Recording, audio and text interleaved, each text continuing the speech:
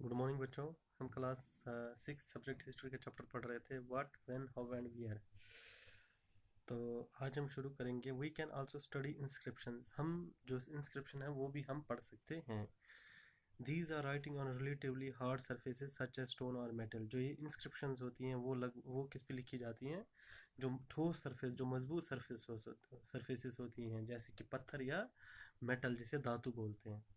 Sometimes kings got their orders inscribed so that people could see, read and obey them. कभी कभार जो बादशाह होते थे, जो उनके जो हुक्म होते थे, वो क्या करते थे, उनको इंस्क्राइब करते थे, या तो पत्थरों पे लिखवाते थे या मेटल पे लिखवाते थे, ताकि लोग उसे देख पाए, पढ़ पाए और उस पर अमल कर पाए।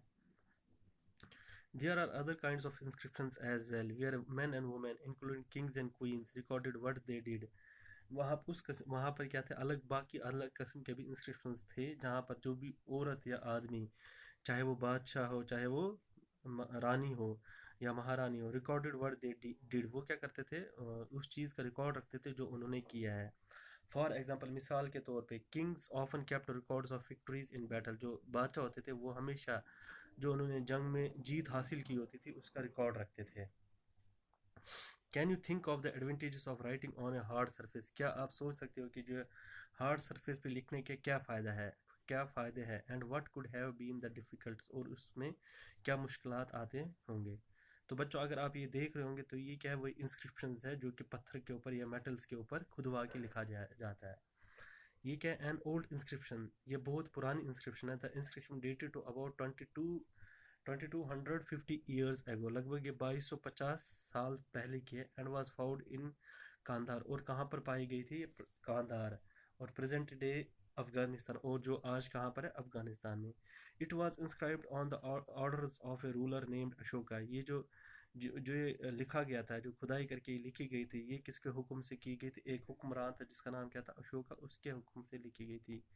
You will read you will read about him chapter 8। आप उसके बारे में चैप्टर 8 में पढ़ सकते हो। When we write anything we use a script. जब भी हम कुछ लिखते हैं तो हमको एक स्क्रिप्ट यूज़ करनी पड़ती है। स्क्रिप्ट कंसिस्ट ऑफ लेटर्स और साइंस। स्क्रिप्ट में क्या होता है बच्चों? या तो उसमें लेटर्स होते हैं या तो साइन निशानियाँ होती है या लेटर्स होते हैं। When we read what is written और स्पीक, जब हम पढ़ते हैं या लिखते हैं या बोलते हैं, वो यूज़ ए लैंग्वेज, हम एक लैंग्वेज का इस्तेमाल करते हैं। This inscription was inscribed in 2 different scripts and languages. जो ये इंस्क्रिप्शन है, इसमें 2 स्क्रिप्ट्स और लैंग्वेजेस यूज़ की गई हैं। कौन कौन से? ग्रीक, जो ऊपर जो भाषा है वो ग्रीक है, एंड अरेबिक, जो नीचे लिखी गई है वो अरेबिक है, which were used in this area, जो इस एरिया में बोली जाती थी।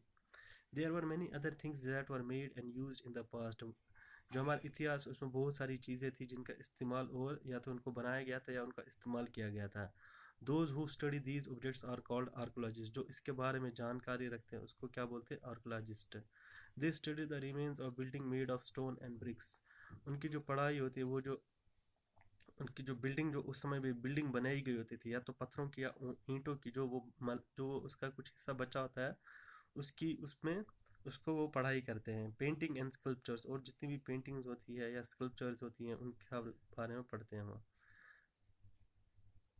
दे also explore and advocate to find tools, weapons, pots, pans, ornaments and coins. वो क्या करते हैं? खुदाई भी करते हैं।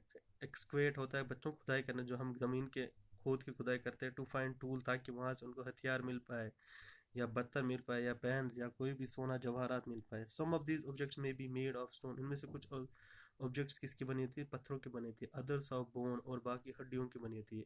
बेक्ड क्ले और मेटल, और पकी हुई ईंट, मिट्टी या मेटल भी बना पाए गए थे। Objects that are made of hard imperishable substances usually survive for a long time. वो जो चीज़ें, जो सख्त मजबूत ठोस चीज़ों से बनी होती है, या उन सब्सटेंस से बनी होती है जो कभी ख़त्म नहीं होती है।